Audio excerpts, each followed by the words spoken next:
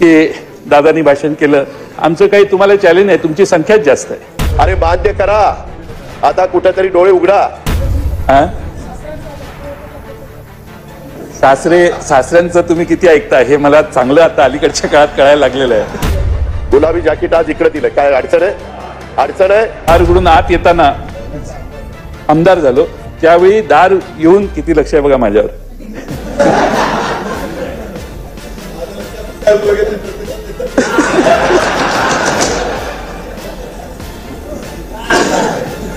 आमच्या पक्षाचा एक वाक्य आहे दादा, आपल्या पक्षाचं, योग्य वेळी योग्य निर्णय. बघितली अध्यक्ष महोदय, 62 ला म्हणतात की 222 समोर सत्ताधारी पक्षाचे होते आणि बाकीचे विरोधी पक्षाचे होते. महाराष्ट्राच्या इतिहासामध्ये पहिल्यांदा 288 जागा निवडून देत असताना 237 आमदार महायुतीचे निवडून आले. 237.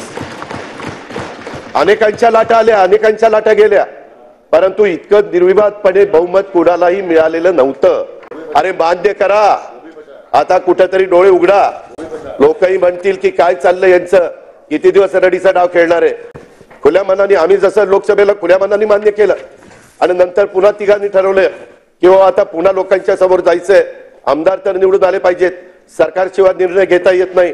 आणि त्याच्यातनं आम्ही लाडकी बहीण आली. लाडक्या बहिणीनं आम्हाला सगळ्यांना इथं बसवलं, हे लक्षात ठेवा. आहे ते आहे, मान्य करायला शिकलं पाहिजे. अध्यक्ष महोदय, एक गोष्ट खरी आहे, परंतु आता इथून पुढे सभागृहाचं कामकाज चालत असताना इतकं मोठ्या प्रमाणावर गुलाबी जॅकेट आज इकडे दिलंय, काय अडचण आहे? अडचण आहे. आता तुम्हाला गुलाबी, तुम्हाला कलरच कळत नाही, आता कलर पण विसरायला लागले. काय करायचं काय? 208 कलर विसरायला लागले. हा मला यांनी सांगितलं 208. त्याच्यामुळे अध्यक्ष महोदय, आम्ही कुठली जॅकेट घालायची, काय घालायची ते आमचं आम्ही घालू ना. तुम्हाला जॅकेट घालायची का नाही घालायची ते तुमचं तुम्ही ठरवा. त्यामध्ये अध्यक्ष महोदय लगेच मुख्यमंत्र्यांचं केलं, नंतर आमच्या दोघांची केली, म्हणजे उपमुख्यमंत्र्यांची. पण बाकीचे म्हणतात काय आम्ही काय घोडी मारलीत का? काम चालू आहे इतरांचे. पहिला ग्राउंड फ्लोअर झालंय, आपल्याप्रमाणे माझंही काम चालू असतं. मग हरकत नाही, ते काम चालू आहे, तर आम्ही कुठेही निधीची कमतरता पडून देणार नाही. अध्यक्ष महोदय, काही काही गोष्टी सभागृहातल्या लोकांच्या करता, सन्माननीय सदस्यांच्या करता ह्या झाल्या पाहिजेत. कधी कधी आपण लक्षात घेत नाही, परंतु मनोरा आमदार निवास हे वेळेमध्ये पूर्ण करण्याच्या करता या बाकीच्या सगळ्या आमदारांच्या करता फार गरजेचं आहे.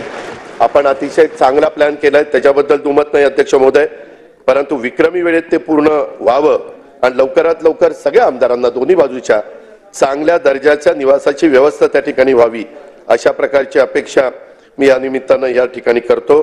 एकंदरीतच आपली आज विधानसभेच्या अध्यक्षपदी बिनविरोध निवड झाल्यामुळं त्यांच्या व्यक्तिमत्वावरील सर्वपक्षीय विश्वासाचं हे दर्शन आहे. मी त्याच्याबद्दल विरोधी पक्षाच्या पण सन्माननीय सदस्यांचा, त्यांच्या गटनेत्यांचा पण आभार मानतो की ही निवडणूक बिनविरोध करण्याच्या करता त्यांनी पण मनाचा मोठेपणा दाखवला. निर्विवादपणे आपण निवडून येणार होता ही तर काळ्या दगडावरची रेघ आहे, पण तरी देखील त्याच्यात एक मनाचा मोठेपणा ह्या समोरच्यांनी दाखवला, त्याबद्दल मी त्यांनाही धन्यवाद देईल. अध्यक्ष महोदय, आपल्या नेतृत्वाखाली आपल्या विधानसभेचं काम अधिक परिणामकारक आणि लोकहितकारी होईल याबद्दल आमच्या कुणाच्याही मनामध्ये तिळमात्र शंका नाही.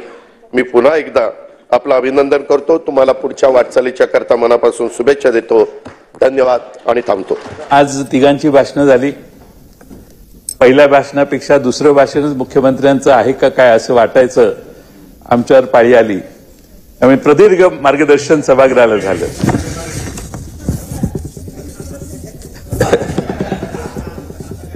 पण आज पुन्हा अध्यक्ष म्हणून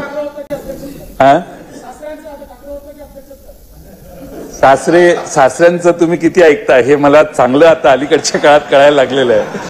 त्यामुळे सासऱ्यांच्या आग्रहाप्रमाणे असं मी म्हणणं म्हणजे त्यांच्या कर्तबगारीवर अन्याय आहे.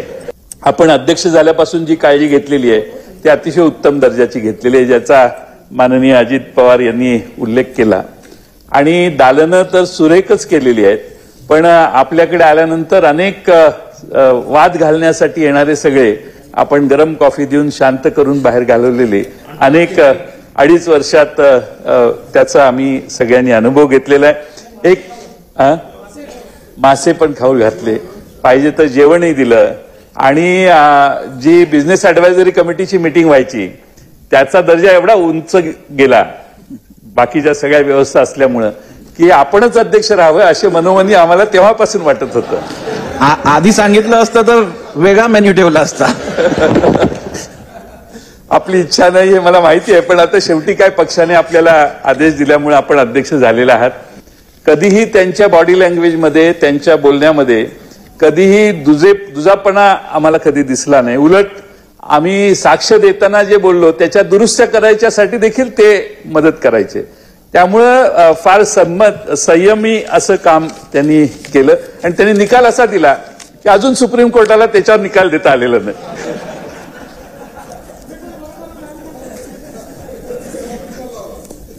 सुप्रीम कोर्टाचा निर्णय यांनी जो निर्णय दिला त्याच्यात सुप्रीम कोर्ट अजून विचार करतंय. एक जज एक चीफ जस्टिस घरी गेले सुप्रीम कोर्टाचे, त्यांनी त्याला हात लावला नाही, त्याच्यावर भाष्य केलं नाही. पण एक मी तुम्हाला आभार मानले पाहिजेत, काय का असे ना त्यावेळी कोणाची बाजू चांगली कोणाची बाजू, तुम्ही कोणाला डिस्क्वालिफाय केलं नाही.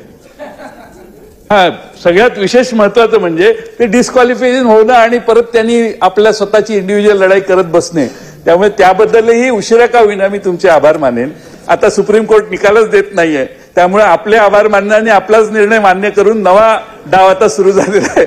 यामध्ये काम करायला सुरुवात करणं ही आमच्या समोरचा पर्याय आहे.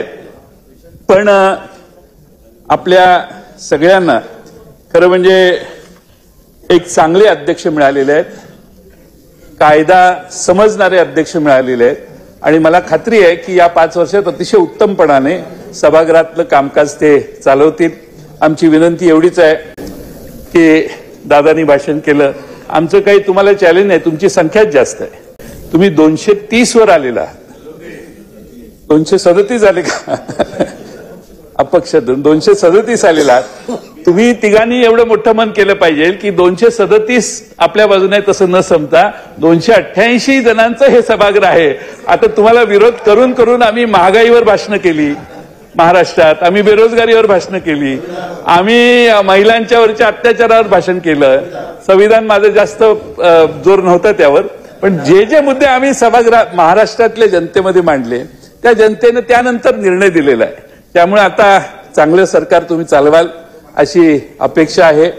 पण मी पुन्हा येईन असं माननीय देवेंद्र फडणवीस साहेब म्हटले होते, पण 5 वर्ष ते आले नाहीत.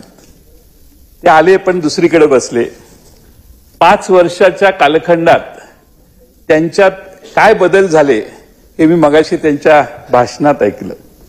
त्यांनी एक आमूलाग्र बदल केला की विरोधी पक्षाच्या बरोबर संवाद साधण्याचा पुन्हा प्रयत्न केला. पण मी त्याचं स्वागत करतो, कारण शेवटी विरोधी पक्ष किती मोठा आहे आणि लहान आहे यापेक्षा विरोधी पक्ष या सभागृहामध्ये जनतेमध्ये जे अपेक्षित आहे ते मांडण्याचं काम करतो, जे काही प्रश्न असतील ते मांडण्याचं काम करतो. आणि मला माननीय विरोधी मुख्यमंत्री महोदयांचं त्यांच्या भाषणातून जे मी घेतलं ते हे आहे की त्यांना संवाद विरोधी पक्षांच्या बरोबर असण्याची अपेक्षा आहे. त्यांनी 5 वर्षाच्या कालखंडात ते उपमुख्यमंत्री म्हणून त्यांनी पद स्वीकारलं. जे काही पक्षाने त्यांचा निर्णय दिला तो घेतला आणि आज ते पुन्हा जास्त ताकदीनं सभागृहात येऊन बसलेले आहेत. त्यांचंही अभिनंदन केलं पाहिजे असं मी समजतो, कारण शेवटी संख्येला लोकशाहीत महत्व असतं.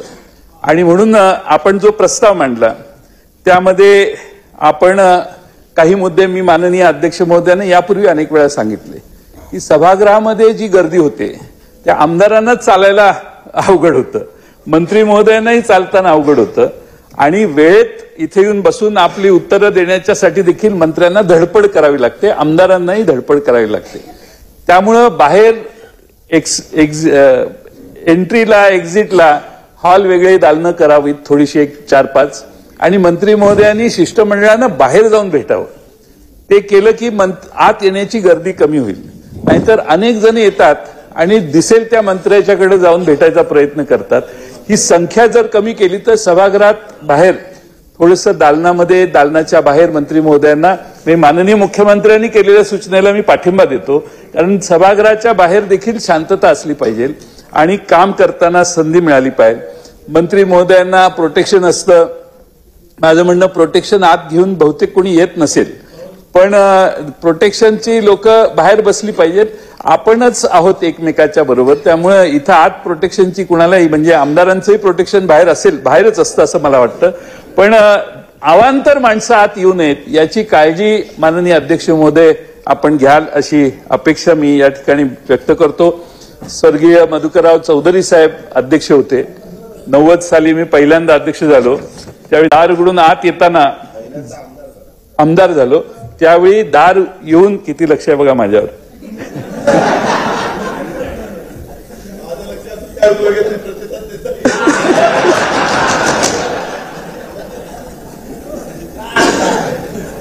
आमच्या पक्षाचा एक वाक्य आहे दादा, आपल्या पक्षाचं, योग्य वेळी योग्य निर्णय. अध्यक्ष महोदय उभे राहिले की बाहेरून आतून विधानसभेचे सदस्य आत येताना तिथंच उभे राहायचे. आता अध्यक्ष महोदय उभे राहतायत, अध्यक्ष महोदय बोलतायत, तरी निवांत येऊन गप्पा मारत उभा राहणं थोडीशी, आता 2.5 वर्ष मागच्या लॉटचा ठीक आहे, आता आपण कडक व्हा. आणि कुठल्याही विधानसभेच्या सदस्याला एक पत्र पाठवा आपण की या सभागृहात प्रोटोकॉल काय पाळायचा. सभागृहात बोलत असताना खाली बसून बोलणाऱ्यांची संख्या कशी कमी होईल हे बघितलं पाहिजे असं मला वाटतं. खाली बसून आपण दोन्हीकडे मलाही लागू येते, मलाही लागू आहे, पण खाली बसून बोलण्यापेक्षा बोलणाऱ्याला कमी वेळेत संधी द्यावी आणि त्याचं भाषण लवकर संपावं. अमेरिकेमध्ये आणि बाकीच्या देशामध्ये क्लॉक चालू असतं आणि बोलायला उभं राहिलं की 5 मिनिटात त्याला काय बोलायचं ते त्याचं त्याला दिसत असतं की 5 मिनिटं संपतात.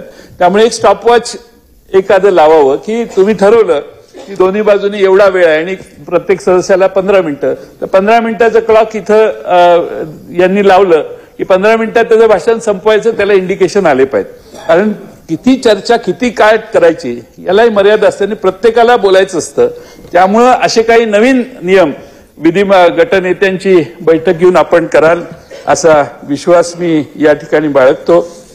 या सभागृहामध्ये आपण पुन्हा अध्यक्ष झालात याबद्दल मी राष्ट्रवादी शरदचंद्र पवार पक्षाच्या वतीनं आपले मनपूर्वक अभिनंदन करतो. आपल्या सहवासात आमची 5 वर्ष कशी जातील हे कळणार नाही अशी अपेक्षा व्यक्त करतो आणि वारंवार आपल्या जेवणाचा आणि आपल्या पाहुणचाराचा लाभ आम्हाला मिळेल अशी अपेक्षा करून पुन्हा एकदा आपलं अभिनंदन करतो आणि माझे 2 शब्द पूर्ण करतो. विधानसभा अध्यक्षपदी पुन्हा एकदा राहुल नार्वेकर यांची निवड झाली आहे. ते बिनविरोध निवडून आले आहेत. त्यानंतर मुख्यमंत्री देवेंद्र फडणवीस यांनी त्यांच्या अभिनंदनाचा प्रस्ताव मांडला. त्यावर भाषण करताना राष्ट्रवादी काँग्रेस पक्षाचे आमदार जयंत पाटील यांची तुफान फटकेबाजी केली आहे. त्यांचं भाषण सुरू असताना उपमुख्यमंत्री अजित पवार मध्येच बोलले. त्यावेळी झालेल्या मिश्किल संवादानं संपूर्ण सभागृहाचं एकच कसकस पिकली होती. राष्ट्रवादी काँग्रेस शरद पवार गटाचे प्रदेशाध्यक्ष जयंत पाटील यांना भाजपकडून पक्षप्रवेशाची ऑफर असल्याची चर्चा होती. त्यानंतर जयंत पाटील यांचं भाषण सुरू असताना सत्ताधारी बाकांवरून त्यांना पुन्हा एकदा साथ घालण्यात आली. यावेळी जयंत पाटील आणि अजित पवारांमध्ये झालेला संवाद लक्षवेधी होता. जयंत पाटील यांच्या हजरजबाबीपणामुळे संपूर्ण सभागृहात हास्याची कारंजी उडाली. विधानसभा सभागृहात फार गर्दी होते अशी समस्या फडणवीसांनी त्यांच्या भाषणातून अध्यक्ष नार्वेकर यांच्या समोर मांडली. त्यावेळी पाटील यांनी त्यांना माजी अध्यक्ष मधुकरराव चौधरींचं उदाहरण दिलं. चौधरी अध्यक्षपदी असताना सभागृहात कशी शिस्त असायची ते पाटील सांगत होते. मी जेव्हा अध्यक्ष म्हणून पहिल्यांदा सभागृहात आलो असा उल्लेख जयंत पाटील यांनी केला. जयंत पाटलांनी स्वतःचा उल्लेख आमदाराऐवजी अध्यत्र असा केल्याचं विधानसभा अध्यक्ष राहुल नार्वेकरांच्या लक्षात आलं. त्यांनी ही चूक पाटील यांच्या लगेच लक्षात आणून दिली. त्यावर पाटील लगेच म्हणाले, बघा माझ्यावर किती बारीक लक्ष आहे. त्यानंतर सभागृहाचे सगळे सदस्य हसू लागले. जयंत पाटील यांच्या विधानाचा धागा पकडत समोर पहिल्याच रांगेत बसलेली उपमुख्यमंत्री अजित पवार पटकन मध्येच बोलले, तुमच्याकडे लक्ष देऊन काय फायदा, तुम्ही प्रतिसादच देत नाही. अजित पवारांच्या या विधानानंतर पुन्हा हशा पिकला. त्यावर जयंत पाटील यांनी लगेचच त्यांना प्रत्युत्तर दिलंय. अजितदादा आमच्या पक्षाचं म्हणजे आपल्या पक्षाचं एक वाक्य आहे, योग्य वेळी योग्य निर्णय. जयंत पाटील यांच्या या उत्तराने विधानसभेत पुन्हा खसखस पिकली होती. आता यावर तुम्हाला काय वाटतं तुमचं मत कमेंट बॉक्समध्ये लिहायला अजिबात विसरू नका. व्हिडिओ आवडला असेल तर जास्तीत जास्त शेअर करा. आणि आतापर्यंत मराठी जनता आपण आपल्या या चॅनलला सबस्क्राईब जर केलेलं नसेल तर चॅनलला सबस्क्राईब करा.